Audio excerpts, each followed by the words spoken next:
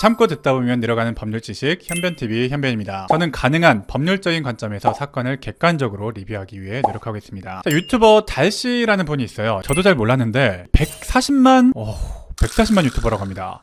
여하튼 이분이 최근에 이슈가 좀 있었어요. 전세 사기를 당했다고 하는 건데, 저도 거의 전세 사기를 당할 뻔한 입장에서 이 대한민국을 좀 먹고 있는 사기라고 볼 수가 있습니다. 일단 전세 사기에 걸려들게 되면은 어떤 소송도 거쳐야 되고 법률적인 조치를 거쳐야 되는 게 정말 보통 일이 아닙니다. 피해자들을 피말리게 하고 힘들게 만들어요. 그러면 적발 당한 사람, 피의자를 더 강력하게 처벌할 필요성도 있고 조금 더 좀 적극적인 대책도 필요하다 생각하는데 아직까지는 좀 아쉽죠. 자, 문제는요, 이분이 전세 사기 대책이라고 하면서 몇 가지 생각하셨던 방법들을 이제 유튜브 방송으로 촬영을 해서 업로드를 했어요. 그 영상 내용에 보면요, 첫 번째가 이 자신이 직접 경매를 치는 방법. 저희 같은 법률사무소 가서 소송해달라라고 한 다음에 확정 판결 받고 그 확정 판결 기초로 경매 치는 거. 경매 치면 이제 그 낙찰 대금이 나올 거 아니에요. 그 낙찰 대금을 받고 자기의 보증금을 회복하는 방법, 이런 방법이 사실 제일 보편적이에요. 이렇게 원론적인 방법과 두 번째는 이제 자기가 매매해서 그 집을 구매하는 방법. 이거는 보통 전세 사기꾼들이 임차인들에게 권유 아닌 강요 비슷한, 그렇게 울며 겨자 먹기로 떠안게 만드는 그런 방법으로 많이 쓰이고 있죠. 자, 이것까지는 좀 일반적인데요, 이 세 번째 방법도 생각하셨는데 다른 세입자를 알아보는 방법이었다고 해요. 좀 특이한 게, 이분 같은 경우에는 이거를 적극적으로 알아봤다라고 하면서 이거를 영상으로 촬영도 하고 올리셨는데, 자, 지금 논란이 되고 있는 게, 자기가 전세 사기를 당해놓고 다른 세입자를 적극적으로 구해서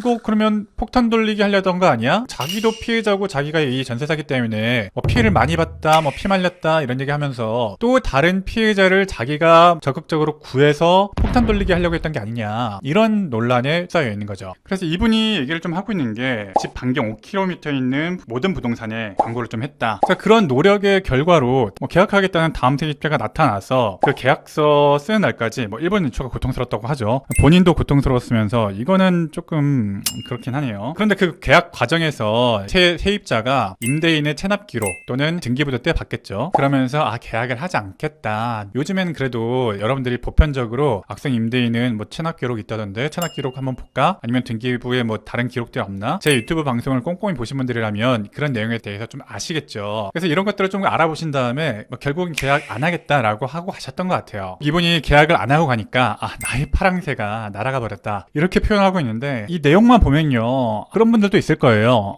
이게 뭐가 문제야? 라고 생각하는 분들도 있을 거예요. 지금 제가 폭탄 돌리기라고 말씀 좀 드렸지만, 엄밀히 말하면 법적으로 문제가 될 것은 없어 보이기도 합니다. 사실 이게 전세 사기가 정말 나쁜 범죄라는 말을 다시 할 수밖에 없는 게, 이렇게 최종적으로는 이 임대인은 슬며시 빠지고 어떤 형사적인 책임 피해가고 민사적인 책임도 떠넘기고 결국은 피해자끼리는 또 싸우게 만들고, 이렇게 합니다. 피의자끼리 싸우게 만들어요. 사실은 이분도 어떻게 말하면 전세 사기 피해자거든요. 우리가 웬만해서는 피해자를 욕하지 않지 않습니까? 실제로 많은 임차인분들이 저에게 법률 상담을 모시면서 이런 솔루션들을 물어보세요. 저 지금 어떻게 해야 돼요? 이제부터 어떻게 해야 돼요? 그러면 0번째 솔루션은 일단 보증보험 있는지부터 확인 좀 해보시라. 보증보험이 가입되어 있으면 안전하게 그 보증보험금 받고 나갈 수 있는 방법부터 찾아드려요. 그 다음 첫 번째 방법은 소송을 해서 경매를 치는 방법이 가장 정석적이죠. 저희 같은 변호사를 통해서 소송을 하고 확정 판결을 받아서 경매를 치면 됩니다. 이게 아주 정석적인 모습이에요. 최근에 전세 사기의 특징이 이러저런 방법으로 이 매매가보다 높게 전세가를 설정하는 그런 형태의 전세 사기가 많아지다 보니까, 이런 형태였다면 낙찰가가 생각보다 안 나올 수도 있어요. 이렇게 좀 피해가 발생하더라도 기존 전세 금액 1억, 2억 이런 정도 금액에서 1,000만 원, 2,000만 원 단위로 막을 수만 있으면 사실은 다행이라고 말씀 좀 드려요. 두 번째가 이 집을 매매해서 이 집을 사버리는 건데, 완전히 좀 경영상 판단이고 복잡한 소송하고 이런 과정 자체를 단축시킬 수는 있다는 장점이 있는데, 사실 엄밀히 말하면 이게 법률적인 문제가 발생할 여지는 좀 있습니다. 매매를 하면서 그 집에 걸려있는 부담을 떠안게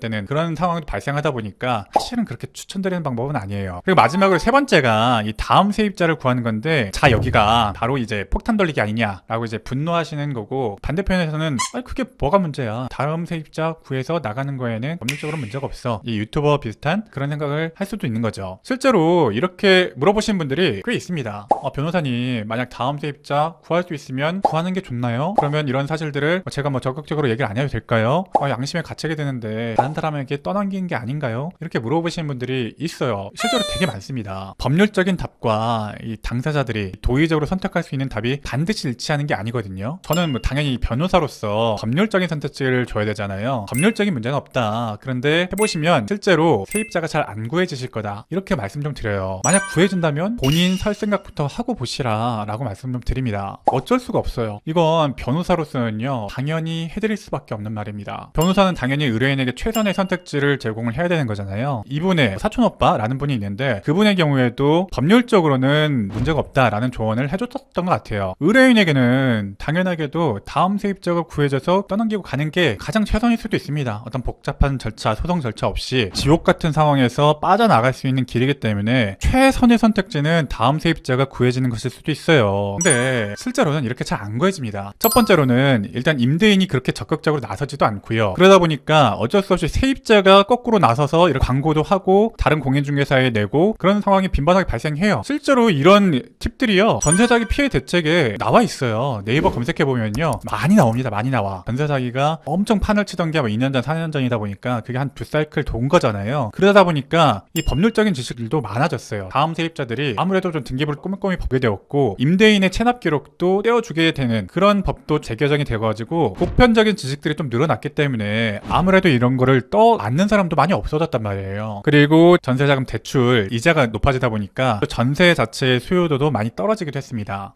무엇보다도 이 전세 사기 때문에 어떤 전세 자체에 대한 경계도가 많이 올라갔죠. 변호사로서는 법률적으로는 문제가 없고 일단 자기 사일공리하는 게 원칙적으로 먼저라고 생각한다. 그렇게 솔루션을 드릴 수밖에 없습니다. 다만 먼저 적극적으로 뭘 어떻게 하시다기보다는 이거는 자칫 잘못하면은 상대편과 어떤 마찰이 생길 수도 있고 임대인과의 관계에서도 마치 공범처럼 비춰질 가능성도 없지 않거든요. 그렇다 보니까 선택은 본인의 선택인데 적극적으로 뭘 하시기보다는 자연스럽게 구해진다면 그때는 바꾸고 나가신 게 맞다. 이건 좀 당연한 조언을 드린 거다. 이 정도로 좀 설명 좀 드리죠. 이게 이런 피해자분들을 쉽게 판단하면 안 되는 게 남의 돈 1억 2억이 쉬워 보이잖아요. 전세금 이게 또 대출일 거 아니에요. 이런 돈은 진짜 큰 돈이거든요. 모으려면 피 마릅니다. 대출이었다면 대출 갚는 거는 더 피말리죠. 제가 전세사기 피해자들의 얼굴을 수백 명은 봐온 입장에서 거기서 도덕적으로 생각하세요, 그거는 하지 마세요, 이렇게 말씀을 못 드립니다. 도덕적으로 생각하세요,